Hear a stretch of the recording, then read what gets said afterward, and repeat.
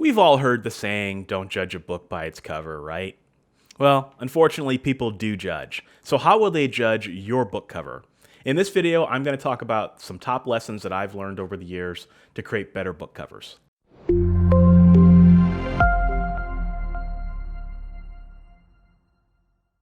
What's up, guys? Michael Laurent here with Author Level Up, helping you write world-class stories better and faster. And I create these videos because I believe that each of you has Stephen King level talent and you just need help unlocking it. So if you're new here, consider subscribing and click that little bell, ding, ding, ding, to get notifications every time I have a new writing video. And this video is part of a two-part video series where I'm talking about some tips on how to create better covers. So this is something that I've learned over the years that has been pretty important, and there are a lot of little things that no one really tells you that will help you create better covers over time. You only have one goal when you're creating a book cover. It's not to sell books, right? That's the purpose of a book cover, but that's not your goal. Your number one goal is to create clarity, right? Clarity in terms of what is this book about, what genre does it fall into, and is it something that a reader of that genre is going to be able to see, identify, and be interested. That's it.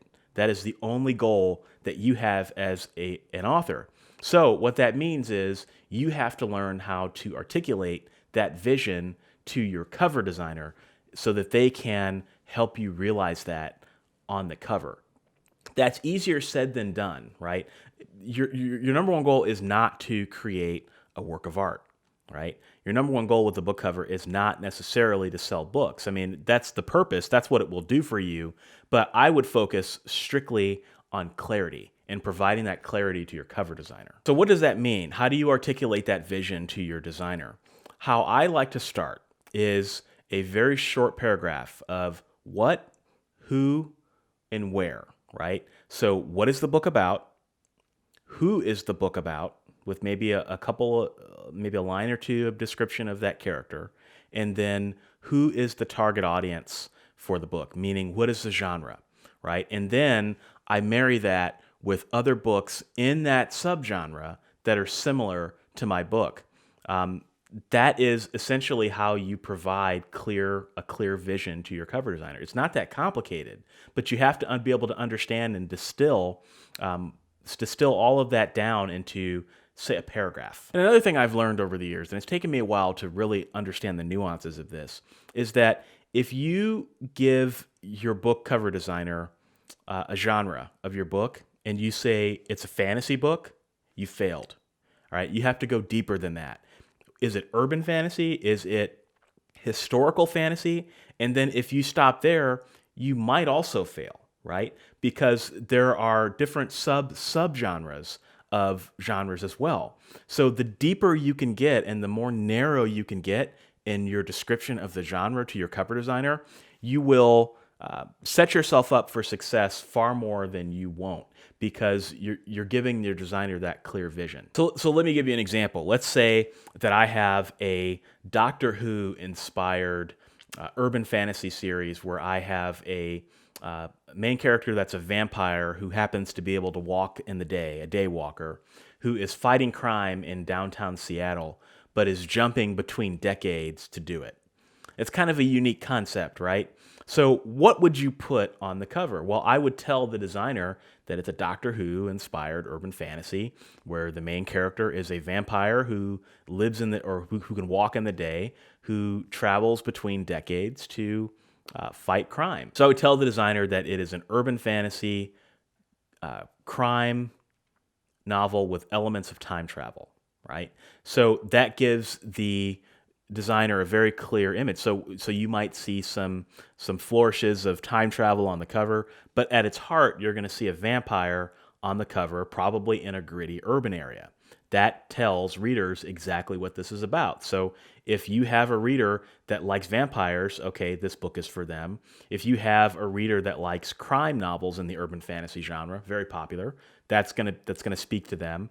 And then if you've got someone who happens to like time travel, right, then it's gonna speak to them. It's a billboard for all the different things that your book is about. And I've always learned to err on the side of almost being simplistic, right? So yes, maybe there are some more nuances to your character, and maybe there are certain things that happen in the book, but none of that is important. What's important is just the major things: vampire, city, time. That's it. Just focus on that. I know that can be really hard, especially when you feel like the book is your baby, right? I mean, it feels like you've got your entire heart and soul invested into this book, and you really want to make sure you convey everything that the book is about on the cover. But if you do that, you're going to run the risk of confusing your cover designer, and you're going to end up with a design that also looks confused. Remember, take that passion and clarify it. All right, so the next thing I learned over the years is that a book cover only has 5 elements, right? If you look at any book cover, there are only 5 elements. The first is the title of the book. The second is the series statement or a tagline or a subtitle. This depends on the book. The third is the author name. The fourth is the foreground, which would include the character or the main subject of the cover, and then the background. Those are the only 5 elements of a cover. So what I've learned over the years is to think about that when I'm thinking about how to articulate my vision to the cover designer. So for me, all of my Michael Laurent books and every book and every pen name that I write is branded, right? So the author name looks a certain way. So I don't have to think very much about that because my designer knows that. I don't have to think very much about the subtitle either, right? To that degree. But what do I want in the foreground of the cover? So what do I want my character to look like, or what type of model do I want? Right now, don't be too specific here. You don't want to say I want them to have an earring in their left ear and a leather jacket and red chucks. I did that once. I can say that because it's going to be exceedingly difficult to find a character that has all of those attributes unless you're going to do a photo shoot, which some people might try, but most of you watching, that's not going to make a whole lot of sense. And so think about your background. What the backgrounds are often forgotten, right? So what type of book do you write, and how can the background convey what the genre is, right? That's what I would be thinking about when I think about my background. And then,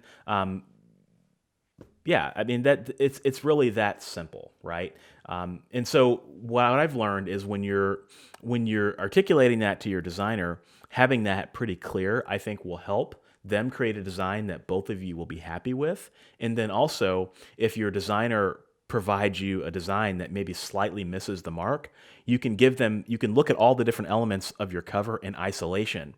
Because maybe if you don't like a cover, maybe it's because there's something off with the background, right? And if the cover designer fixes the background, then everything else looks good, right? Or maybe there's something wrong with the author name and they just need to fix that, and then it would make everything else look better by comparison. If you look at all the elements of your cover in isolation as you're trying to figure out what it should look like, that will help you give better and more directed feedback to your designer, which will help you articulate that vision to your readers. All right, and the last thing I want to talk about in this video is how to find a designer, right? I mean, this is a basic question, but where do you find a cover designer, and how do you know if a cover designer is a good one? Where I always like to start is I would start in your genre. I would look at all of the self-published writers in your genre, assuming you're a self-published writer. I would look at all the other writers in your genre, and I would look at the ones that have the covers that are selling, right? The ones that are ranking well. And then I would look and find the cover designers. Usually you can find them on the copyright page.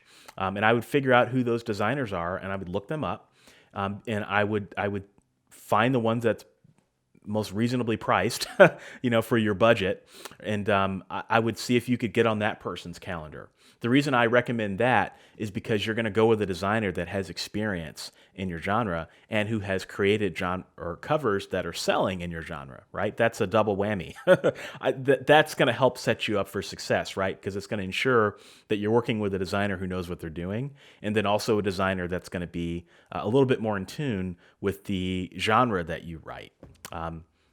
That's my first tip. If you can't find a designer in your genre, then you can go to a place like Upwork. You can go to a place like the Alliance of Independent Authors, where they have a lot of different partner members who design covers in their directory, and you can just look it up. I'll link to that in the video description. There are lots of different places you can go, but I would just make sure that you pick a designer that has some experience in your genre. The more experience they have in your genre, the better off you're going to be, and the happier you're going to be with the product. So I'm going to leave it there for this video. In the next video, I'm going to talk about some more nuts and bolts things that you want to be thinking about when you're working with your designer. So I want to hear your thoughts. What are some tips that you've learned over the years to create better book covers? Let me know down in the comments below, and let's learn from each other. So with that, don't forget to subscribe, and I'll talk to you in the next video.